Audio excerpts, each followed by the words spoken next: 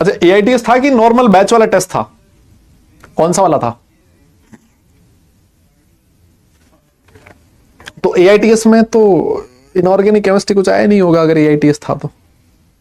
बेकार हुआ है, ओहो, नॉट गुड, हो भाई साहब, ऐसा लग रहा है जैसे दुखती रख पे हाथ रख दिया हो जैसे, है ना, कि कहीं पर कुछ घाव और घाव के ऊपर नमक छिड़क दिया हो, ऐसे ऐसा हो रहा है, ऐसे दिल की मतलब तकलीफें बाहर आ रही। एआईटीएस था? हाँ, तो फिर एआईटीएस में तो इनऑर्गेनिक केमिस्ट्री तो कुछ आया नहीं होगा, है ना। फिर तो भाई अब इस दुख की घड़ी में, इस दुख की घड़ी में मैं आपके साथ हूं, है ना। हाँ, तो क्या किया जा सकता है बताइए? सांत्वना दी जा सकती है, और तो मैं क्या बताऊं अब।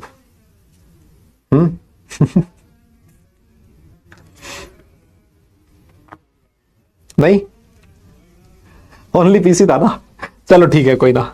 बेटा एआईटीएस जो है ना बेटा, वो नॉर्मली हार्ड ही होता है। आपके जो नॉर्मल पेपर आएगा ना, जो आप जेई में एग्जाम में बैठोगे जिस दिन, वो जो पेपर आएगा उसके उससे मुश्किल ही पेपर जनरली होता है एआईटीएस का। कोशिश इसी तरह से की जाती है कि आपको एक टफ पेपर के लिए तैयार किया जाए।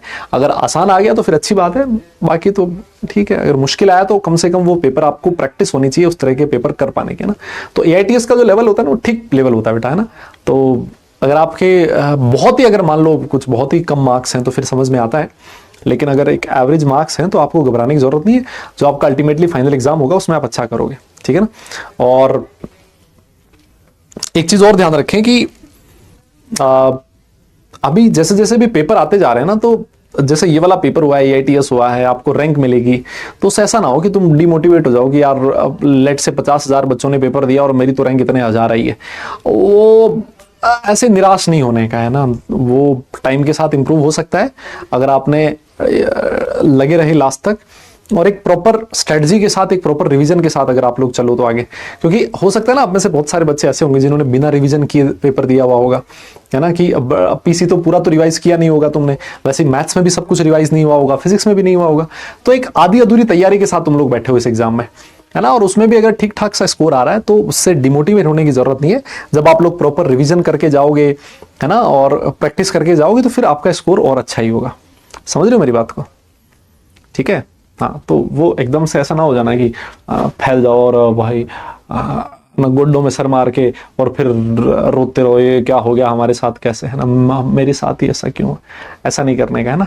हिम्मत हौसला बनाए रखें, और अभी टाइम है ना। अभी चल रहा है सितंबर, होने वाला खत्म, अक्टूबर, नवंबर, दिसंबर, जनवरी, 4 महीने का टाइम है यार, है ना। 4 महीने में तो दुनिया पता नहीं क्या की क्या हो जाए, है ना, पलट जाए एकदम, जज्बात पलट देता है बच्चा, है ना, यू टर्न मार लेता है।